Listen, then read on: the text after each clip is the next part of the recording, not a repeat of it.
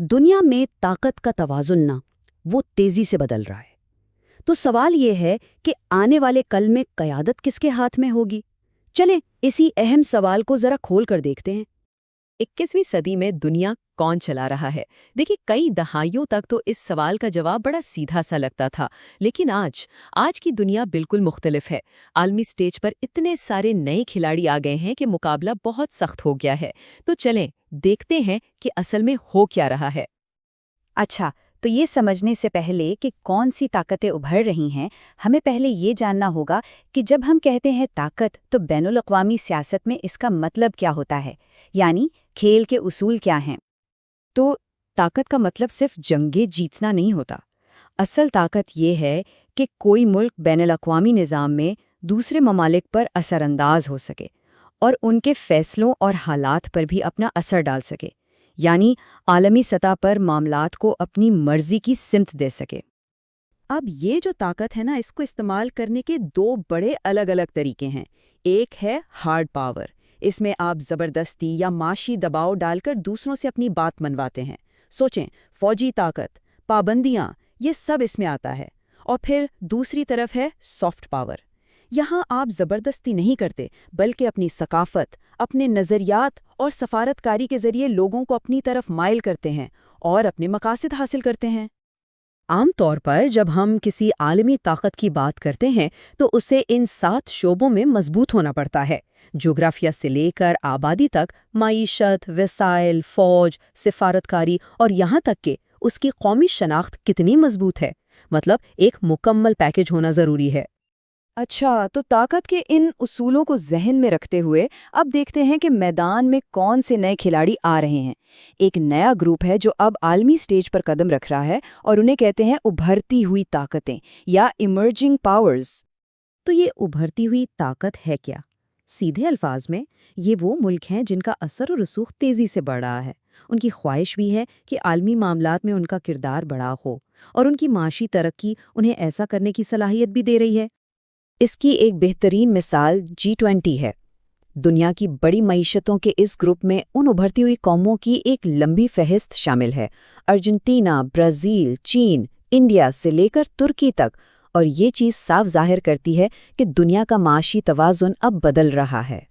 लेकिन इन तमाम उभरती हुई ताकतों में से एक ग्रुप ऐसा है जिसका जिक्र सबसे ज़्यादा होता है।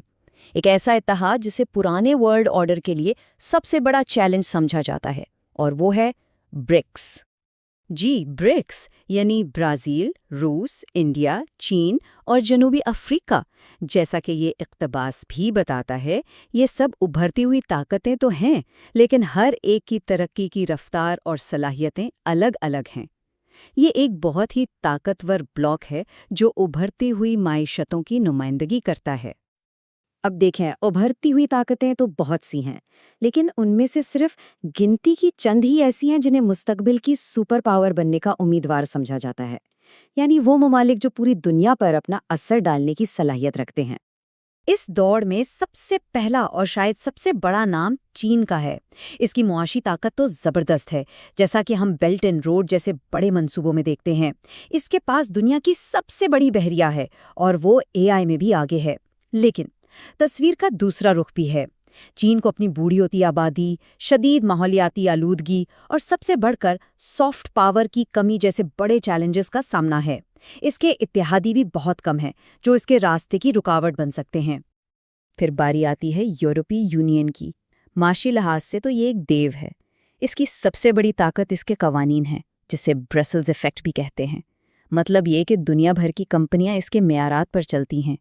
लेकिन इसकी कमज़ोरी क्या है? इसके पास कोई एक मुत्तहिदा फ़ौज नहीं है, ना ही कोई एक मरकज़ी ख़ारजा पॉलिसी, और यही चीज़ें इसे हकीकी सुपर पावर बनने से रोकती हैं।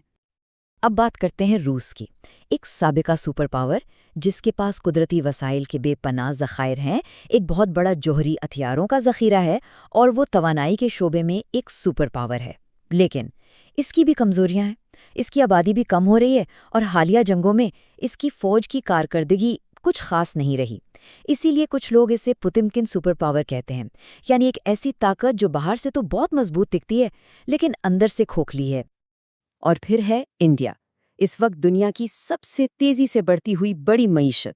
اور اس کی سب سے بڑی طاقت ہے اس کی نوجوان آبادی۔ یہاں کی اوسط عمر صرف 28 سال ہے، یہ ایک بہت بڑا پلس پوائنٹ ہے۔ لیکن انڈیا کو بھی اندرونی چیلنجز کا سامنا ہے، جیسے کہ امیر اور غریب کے درمیان بڑھتا ہوا فرق اور ایک پیچیدہ بیوروکریسی جو اکثر اس کی خارجہ پالیسی کی راہ میں رکاوٹ بن جاتی ہے۔ اچھا، اب ذرا ان سب دعوے داروں کا امریکہ کے ساتھ موازنہ کرتے ہیں۔ جب ہم ان اعداد و شمار کو آمنے سامنے رکھتے ہیں تو پوری کہانی واضح ہو جاتی ہے۔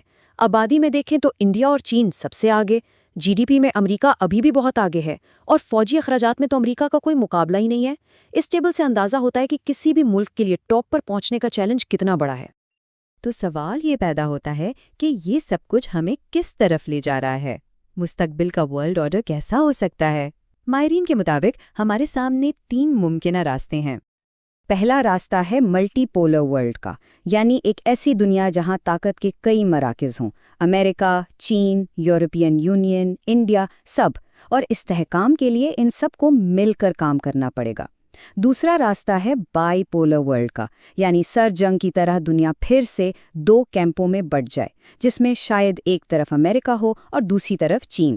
اور تیسرا امکان ہے ایک بکھری ہوئی دنیا کا، جہاں طاقت کسی ایک ملک کے پاس نہیں بلکہ بہت سے ریاستی اور غیر ریاستی عناصر جیسے بڑی بڑی ملٹی نیشنل کمپنیوں اور ٹیک جائنٹس کے ہاتھ میں ہو۔